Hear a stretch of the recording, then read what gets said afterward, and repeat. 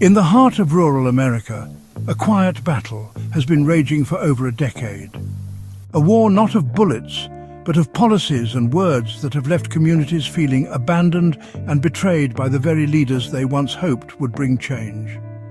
From the economic fallout of the Great Recession to the cultural scorn of bitter clingers and learn to code, into being gaslit that they didn't realize how well they were doing under Obama's policies, because they're poorly educated and don't understand statistics or graphs. Rural Americans have faced a relentless assault on their way of life, with many pointing to Barack Obama's presidency as the spark that ignited their struggle. Welcome to Rural America's Unyielding Spirit, a gritty tale of resilience by Josh White.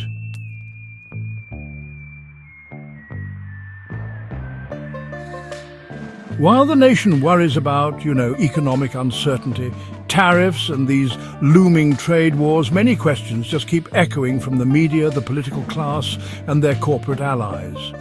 Who will build our factories? Who will manufacture our goods? Who will rebuild our broken supply chains? Who will harvest the resources? Who will work the land? Who will carry the weight? Rural Americans hear the question loud and clear. But they also remember. They did it before the globalists, before the climate cult, before the bureaucrats strangled their industries and forced their towns into a silent Great Depression. They built the infrastructure, they fed the nation, they powered the world, and they can do it again. No apology necessary, no permission required, they are ready. And now the rest of the country will remember exactly who they are. Rural America built this country, and whether you like it or not, they are the backbone. Rural Americans, contrary to popular belief, are not stupid. They are highly intelligent. They invest in trade skills, not liberal pompous degrees. They survive because they are adaptable. They are multi-skilled because they are flexible. They are sustainable because they are self-sufficient. And they are humble because they don't ask for much and survive on little. They don't need much in the realm of psychology of play. Give them a mud hole and some four-wheel drives, and they'll make their own entertainment. Believe it or not, most of them can turn on a computer or push a button that says, "Push here." Give them a real chance, and they'll build the machines, the plants, lay the foundation and do the dirt work. And they damn sure will not allow their republic to die politely. For decades, betrayal piled onto betrayal. It started with NAFTA, Bill Clinton's treacherous deal that sent factories, jobs and futures south of the border. Rural towns watched their mills shutter, their plants rot, their main streets empty. George W. Bush doubled down. Instead of reversing course, he expanded cheap foreign labour and sold out even more working-class Americans under the banner of compassionate conservatism. And then came Barack Obama, the polished puppet of the globalist machine. Obama didn't just fail rural America. He declared war on it. He rammed through destructive EPA regulations that crushed farmers, ranchers and energy workers. He celebrated green energy while bankrupting real energy jobs. He mocked the very people who fed the nation, telling them their jobs were obsolete, that they needed to learn to code. He weaponized the IRS against small businesses and political dissidents alike. He drowned rural banks and credit unions in Dodd-Frank red tape while Wall Street predators feasted unchecked. He signed the TPP trade deal, which would have buried American manufacturing even deeper under foreign chains if patriots hadn't stopped it. He sat on his throne of arrogance, sipping imported wine, lecturing Americans about their supposed bigotry, while their factories crumbled and their farms withered. Obama's America wasn't a nation of builders, it was a nation of managed decline, and rural America was shoved to the back of the bus. They were mocked, sneered at, told they were on the wrong side of history. The cities gorged on government contracts, fake tech jobs and diversity seminars, while the heartland fought to keep their homes, their dignity and their faith. The betrayal was not just economic, it was cultural, moral, existential. Rural Americans were told in every speech, every news report, every TV show that they were the problem, that their traditions, their faith, their very existence were outdated relics standing in the way of progress. They weren't just forgotten anymore, they were targeted. And then, when hope seemed a memory, when Washington thought the heartland was too broken to ever rise again, a golden escalator descended. The world laughed, the media sneered, the elites scoffed. But rural America saw something else. They saw a man who didn't bow, a man who didn't speak in sanitized focus group lies, a man who wasn't ashamed to say what they had screamed into the void for years. America first. In that moment, as Donald J. Trump descended that escalator, the forgotten were forgotten no more.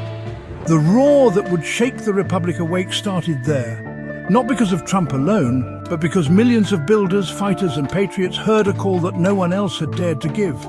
Stand up, fight back, rebuild. The days of silent suffering were over. The days of polite decline were done. Rural America was coming back, and they were bringing the Republic with them. Today, they fight still, for jobs, for dignity, for survival. Building again, despite every attempt to erase them. They don't expect easy victories. They don't need validation from talking heads. They need the freedom to build, to work, and to live on their terms. The divide has grown, not because rural Americans changed, but because the rest of the country abandoned them. Yet they still carry the fire, the common sense, the critical thinking, the pattern recognition, the problem-solving under pressure that cities cannot replicate. Rural America remains the last firewall standing between liberty and collapse. Because when the supply chains break, when the systems fail, when the illusions shatter, it will be their hands, their grit and their wisdom that rebuild. They were betrayed by politicians, mocked by media, forgotten by counterparts, marginalized by Hollywood. But they were never broken. Not then, not now, not ever. Their hands built yesterday, their hands will build tomorrow.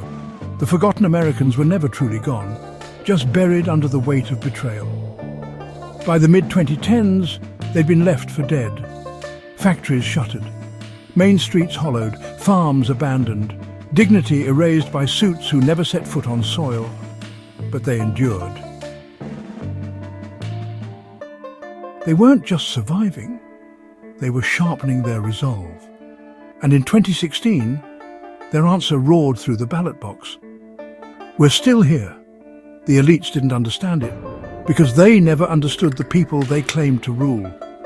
This wasn't about party, it wasn't about race. It was about production versus parasitism, builders versus looters, the forgotten versus the entitled. And when Trump stepped in, it wasn't as a king, it was as a sledgehammer, to smash the gates of a rigged system and clear a path for the real America to rise. The years that followed weren't easy.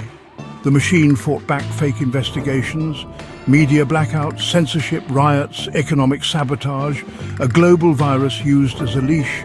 But rural America did not bend. They kept working, kept praying, kept standing. And when 2020 brought chaos, they were mocked again. Told they were selfish for wanting their towns back, their jobs back, their country back. But they didn't beg. They didn't run. They held the line. And in 2024, they roared louder. Trump's return wasn't a comeback. It was unfinished business, a reckoning. Not because they worshipped a man, but because he remembered their names, their struggle, their truth. He didn't kneel to the bureaucrats. He didn't apologize for their pride. He didn't flinch when they smeared him, because they weren't just smearing him, they were smearing us.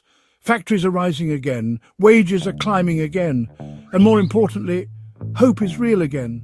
But this isn't over. One man can't restore the Republic. It will take millions. Millions who remember who we are, what we were promised, and what we must reclaim. The battle isn't just in Congress, it's in culture, in classrooms, in dinner tables, on dirt roads and back alleys and shop floors. We're not here to beg for our freedom. We're here to build it back with our bare hands, one beam, one bolt, one voice at a time. The Republic won't be saved by celebrities or bureaucrats. It will be saved by the men and women who refuse to kneel, the ones who work with their hands, who raise their kids to fear God, not government, who still know right from wrong without needing a focus group. The mission is simple: reclaim every institution, reignite every furnace, revive every forgotten town. This is our country, this is our fight, and we damn well won't let it slip away quietly. Rural Americans will not allow their constitutional republic to die politely.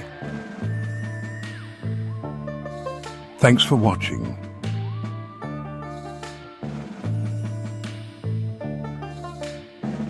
Follow Josh on X for more at White Joshua.